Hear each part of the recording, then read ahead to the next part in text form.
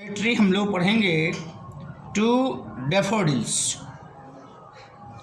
क्या है line by line, पहले इसको हम लोग समझें और इसको देखें।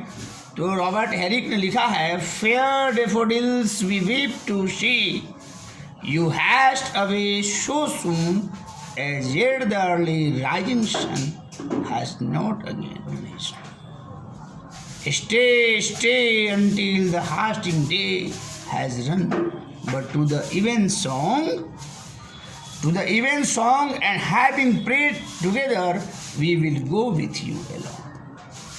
We have short time to stay as you, we have as short a spring, as quiet a growth to meet decay as you or anything.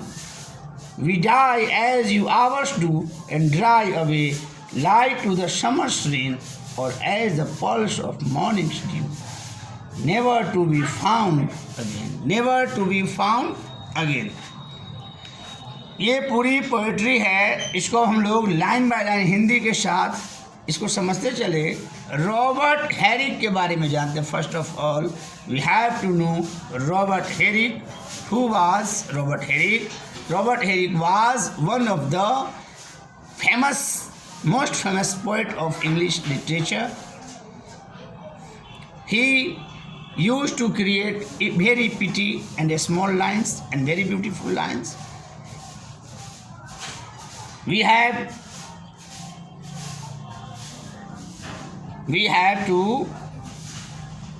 to talk about Robert Herrick, and Robert Herrick composed several poetry in his life, and one of the best poetry is to daffodils. अब मैं line by line Hindi इसका बता रहा हूँ। Fair daffodils we weep to see you haste away so soon. सुंदर daffodils, मैं तुम्हें देखकर रोता हूँ, मेरा मन रोता है क्योंकि तुम बहुत जल्द समाप्त हो जाने वाली हो। समाप्त हो जाने वाली से क्या मतलब है कि डिके हो जाओगी। फूल पुष्प जो है वो फूल गिर जाएगा, सूख करके झड़ जाएगा, नष्ट हो जाएगा। As yet the early rising sun is not advanced had his noon. सूर्य जब उगेगा तो उसकी जो पहली किरण है वो तुम्हें ऊर्जा प्राप्त देगा, तुम बहुत उससे खिल कर बड़ी हो जाओगी। लेकिन जब उसका धूप का समय आएगा, दोपहर का जब टाइम आएगा, तो नून को नहीं झेल पाओगी, तो मुरझाना प्रारंभ कर दोगी, शाम होते होते नष्ट होने के कगार पर चली जाओगी। Stay until the hasting day has run, but to the ever song and having prayed together we will go with you. Poet कहते हैं कि ठहरो ठहरो रुको, नष्ट मत हो, क्योंकि डेफोडिल्स का फूल बहुत सुंदर होता है, बहुत आकर्षक होता है। नष्ट नहीं हो, रुको। फिर पोएट बोलते हैं कि हमारा और तुम्हारा जीवन तो एक ही जैसा है। हमारा जीवन से मत तात्पर्य है मानव जीवन, और फूल की जिंदगी एक ही जैसा है। And having pressed together we will go with you alone.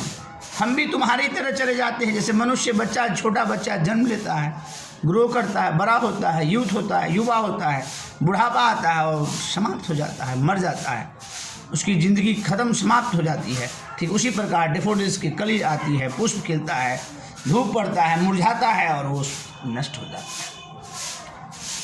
We have short time to stay as you.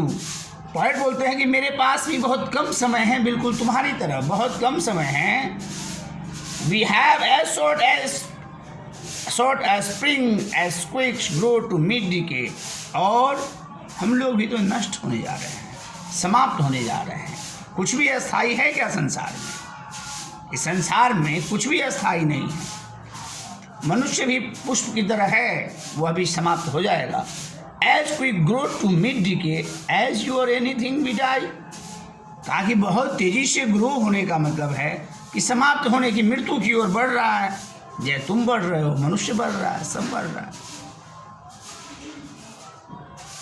ये तो जीवन का यथार्थ है, ये तो सच्चाई है। As your hours to end dry away. कुछ घंटों के लिए ही तुम्हारा जीवन है और ड्राई हो जाते हो, सूख जाते हो, नष्ट हो जाते हो। Light to the summer's rain, not a pearls of morning's dew. और समर गर्मी के दिनों की वर्षा का क्या है? वर्षा हुई, बादल छाया, वर्षा हुई, सारे वर्षा में पानी गिर गए, बह गए, समाप्त हो गए। और मॉर्निंग्स ड्यू, सुबह में जब ओस की बूंदें जब धरती पर आती है तो वो मोतियों जैसा सुंदर दिखाई पड़ता है, लेकिन उसकी सुंदरता कितने समय तक के लिए कायम रहती है? वो तो चिरस्थायी नहीं है, उसको भी नष्ट हो जाना है। कुछ मिनटों में धूप उगता है और वो ड्यू का जो सुंदरता है, जो वो मोतियों जैसा दिखाई पड़ता रहता है, नष्ट हो जाता है। मानव जीवन तो हमारा ऐसा ही है, पुष्प का जीवन भी ऐसा ही है। अस्थाई चिरस्थाई तो संसार में कुछ भी नहीं है, never to be found again. और वो जो हम देखते हैं ओस की बूंदें जो हमें मोतियों जैसी दिखाई पड़ती है, वो पुनः दिखाई हमें दोबारा नहीं पड़ती है, क्योंकि वह धूप पड़ते ही समाप्त हो जाता है, इवेपोरेशन हो जाता है, वाष्पीकरण हो जाता है और वो वाष्प में बदल करके समाप्त हो जाता है। यही यथार्थ है, यथार्थवादी पोएट्री। लिखा है रॉबर्ट हेरिक ने। एक पुष्प से डेफोडिल्स के पुष्प मानव जीवन से कंपैरिजन किया है, तुलना किया है, ड्यू से तुलना किया है।